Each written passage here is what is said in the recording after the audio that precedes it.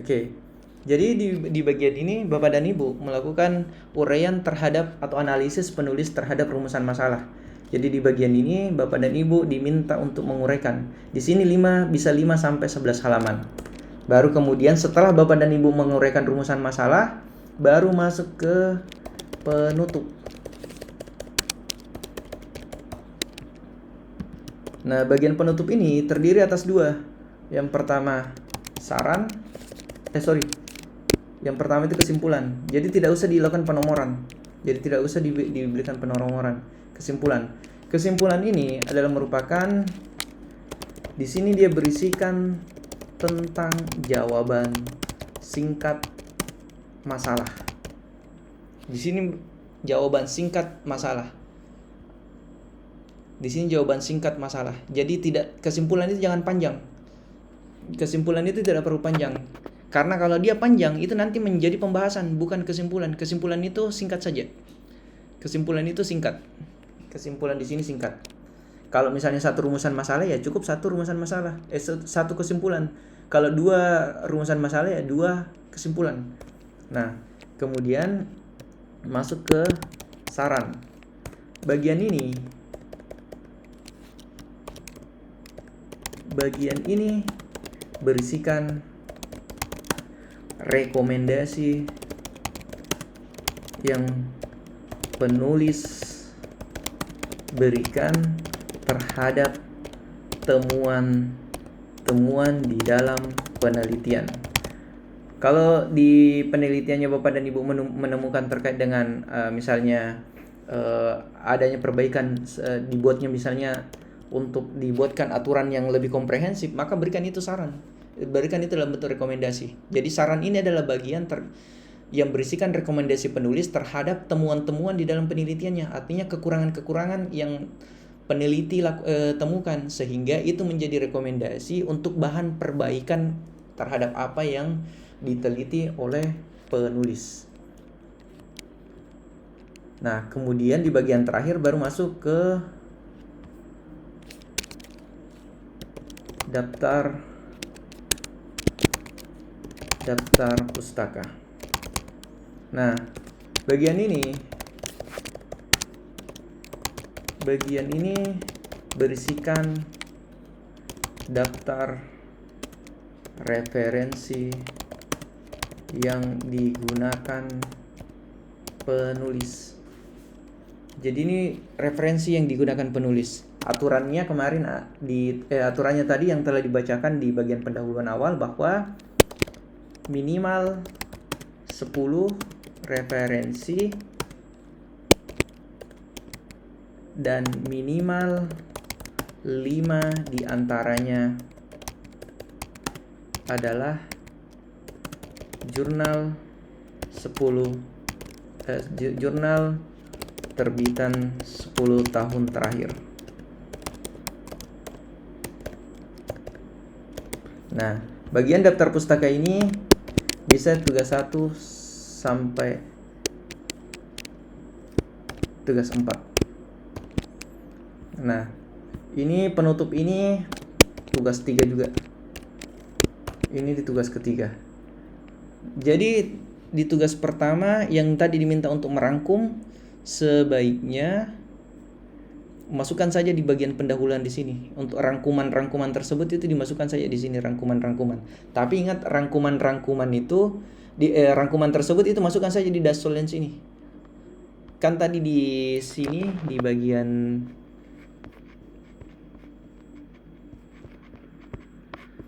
sini. Nah, di bagian ini kan diminta untuk menulis judul artikel, oke. Kemudian mengunggah file artikel yang memuat rumusan permasalahan, rangkuman minimal 5 jurnal. Nah, di sini ada rangkuman minimal 5 jurnal bereputasi dan 5 buku tahun terakhir. Dan kerangka tulisan ilmiah.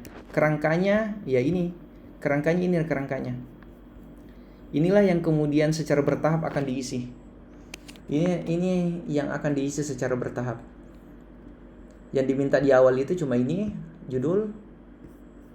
Bagian ini judul, kemudian pendahuluan ini isinya adalah latar belakang dan rangkuman, cuma itu saja yang diminta. di tugas pertama. Nanti di tugas ketiga, Bapak dan Ibu diminta untuk membuat contoh kutipan. Kutipan langsung dan kutipan tidak langsung. Jadi di tugas kedua saya jelaskan ini untuk tugas pertama cuma diminta untuk membuat redaksi judul, membuat latar belakang, dan membuat rangkuman. Jadi Bapak dan Ibu untuk memudahkan nanti saya akan share ini share template-nya. Tapi saya sesuaikan dulu dengan panduan karena ini kan masih berantakan. Jadi nanti saya buat panduannya, template-nya secara baku. Bapak dan Ibu tinggal mengisi saja, tinggal mengubah judulnya, tidak usah diubah fontnya, tidak usah dirubah ukuran kertasnya dan lain-lain. Jadi mungkin paling lambat Sabtu akan saya share. Nah, jadi ini terkait dengan kerangkanya, sehingga nantinya di tugas keempat itu akan berbentuk seperti ini. Ini contohnya. Bentuk di tugas keempat itu sudah menjadi karya ilmiah yang utuh. Jadi di tugas keempat itu sudah ada judulnya, ada identitas, kemudian ada abstrak, kemudian ada pendahuluan, ada metode penelitian, ada pembahasannya, kemudian kesimpulan, ada kesimpulannya, ada saran, dan ada daftar pustaka. Jadi dia sudah utuh menjadi satu karya ilmiah. Beginilah model yang diharapkan nantinya di tugas keempat, tugas finalnya. Jadi sekali lagi, tugas pertama, tugas kedua, tugas ketiga itu tidak mempunyai nilai. Jadi tugas pertama, tugas kedua itu tidak mempunyai nilai.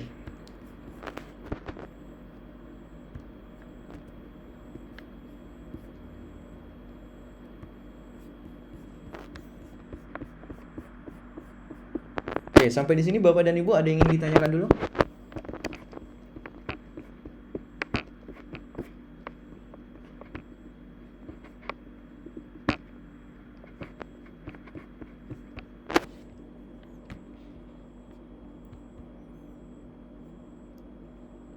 Oke, sampai saya masuk ke tugas kedua. Karena minggu depan itu tugas kedua itu sudah terbuka. Jadi tugas kedua ini itu terbuka tanggal 28 April di hari Senin sampai tanggal 11 bulan 5 atau 11 Mei 2025. Ini untuk tugas kedua. Tugas kedua itu Bapak dan Ibu itu diminta untuk kemudian membuat contoh kutipan langsung dan kutipan tidak langsung, di mana harus mencantumkan sumber kutipan sesuai dengan gaya selingkung UT yang terdapat pada panduan mata kuliah karya ilmiah ini. Nah, lebih mudahnya tinggal gunakan saja tugas pertamanya tadi Bapak dan Ibu. Jadi kan tugas pertamanya ini yang diupload. Kemudian nanti tugas kedua itu membuat contoh kutipan langsung dan kutipan tidak langsung.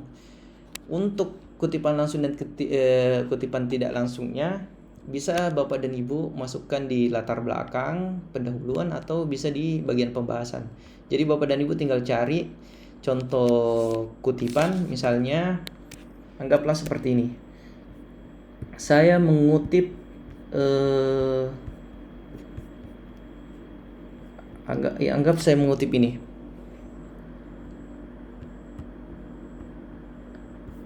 Saya copy paste saja supaya lebih mudah. Nah, kemudian ini ketika saya mengutip ini tanpa merubah redaksinya, jadi yang tertulis pada referensi tersebut saya tulis sama sesuai dengan dari referensi tersebut, maka ini adalah kutipan langsung. Ini saya buat contoh di sini saja. Contoh kutipan langsung. Ini contoh kutipan langsung. Ini adalah contoh kutipan di mana redaksi kalimatnya itu tidak diubah, tidak disisipkan, tidak dirubah, dia utuh seperti dari referensinya. Jadi dia utuh seperti referensinya. Sehingga kutipan langsung itu aturannya adalah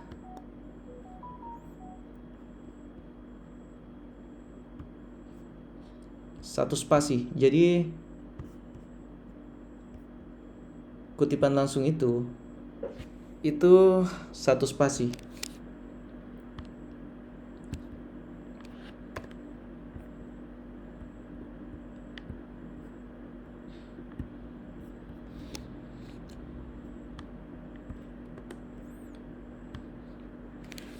Jadi kutipan langsung itu digunakan dengan mengetiknya adalah satu spasi. Sedangkan kutipan tidak langsung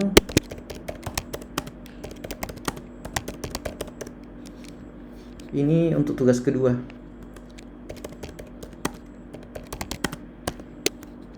Ini untuk tugas kedua. Sedangkan kutipan tidak langsung ini sebuah kutipan yang mana Bapak dan Ibu kutip dari suatu referensi buku atau jurnal. Contohnya seperti ini, bunyinya seperti ini, tulisannya seperti ini. Kemudian pada saat Bapak dan Ibu mengutip, Bapak dan Ibu rubah redaksinya. Misalnya seperti ini, saya tambahkan di dalam hubungan hukum yang lain, atau Bapak dan Ibu sisihkan beberapa kalimat tergantung dari transaksinya,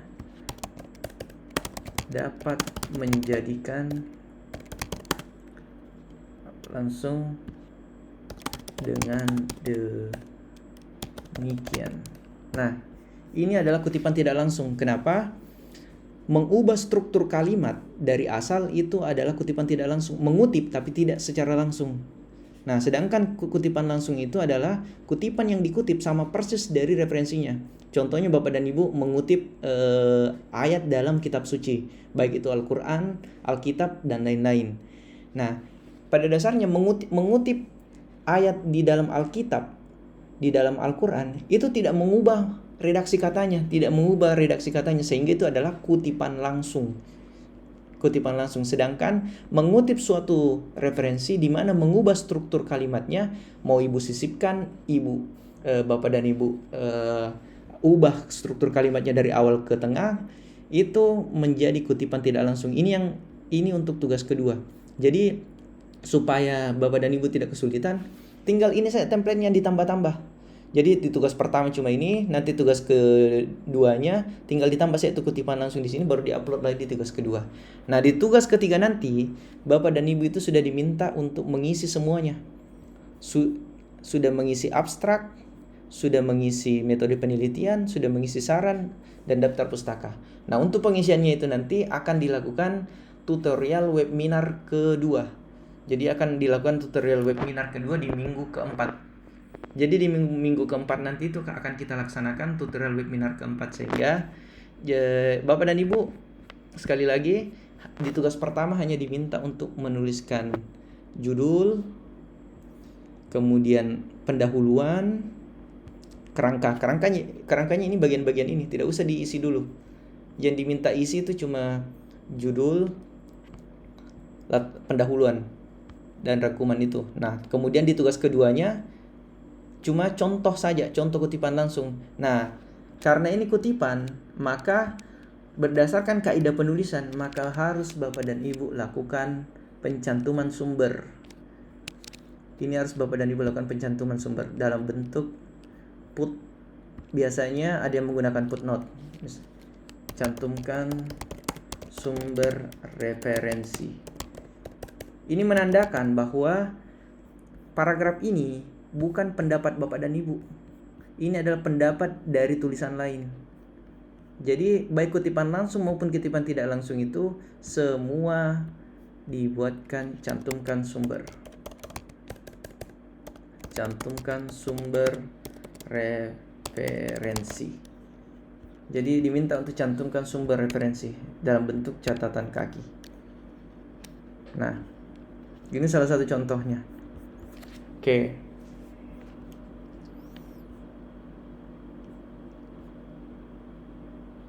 Oke, bagaimana Bapak dan Ibu? Ada yang ingin ditanyakan?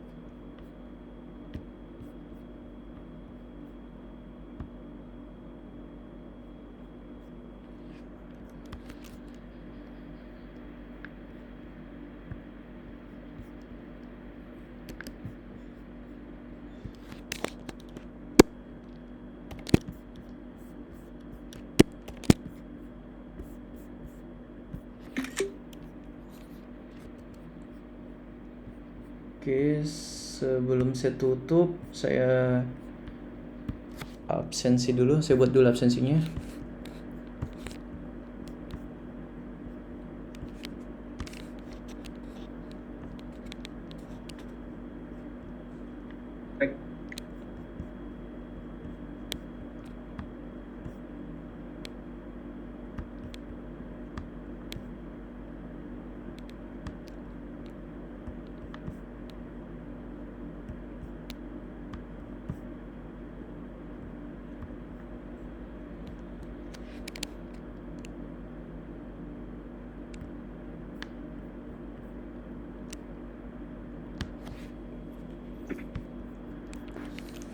Oke, silakan disimak Bapak. Aba Jikli ada?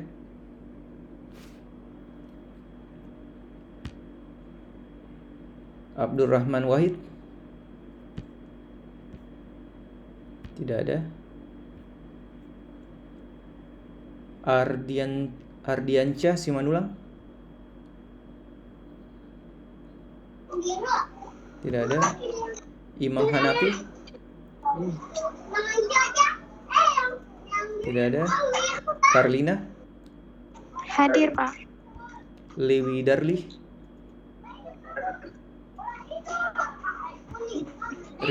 Ripki Aji Saputra? Rian?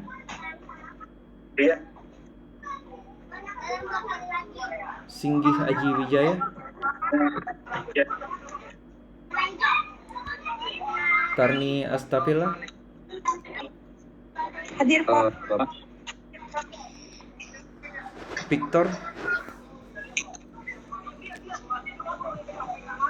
Apul Sitorus?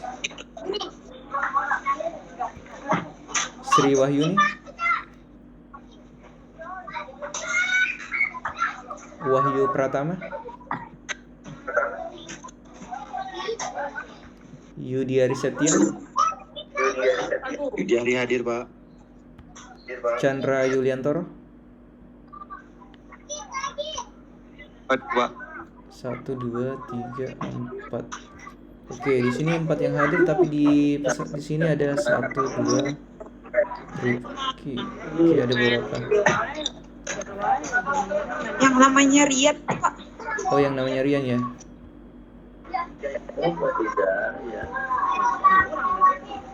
Satu, oke.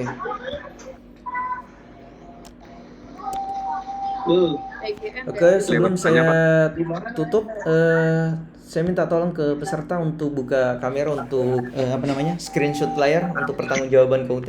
Minta tolong Bapak dan Ibu.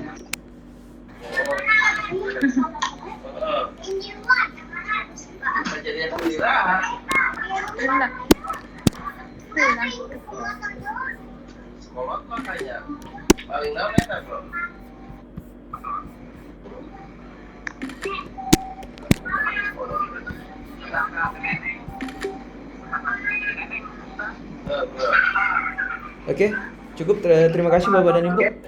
Sebelum saya tutup, ada yang mau ditanyakan?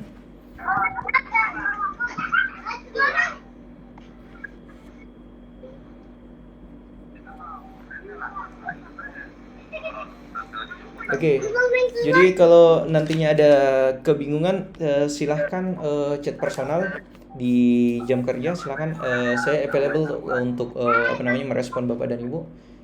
Nanti bisa di chat WhatsApp. Nanti kalau misalnya ada pertanyaan ataupun juga kebingungan di dalam mengakses karya ilmiah ini, insya Allah akan kami pandu selama itu di dalam kemampuan dan kapasitas kami.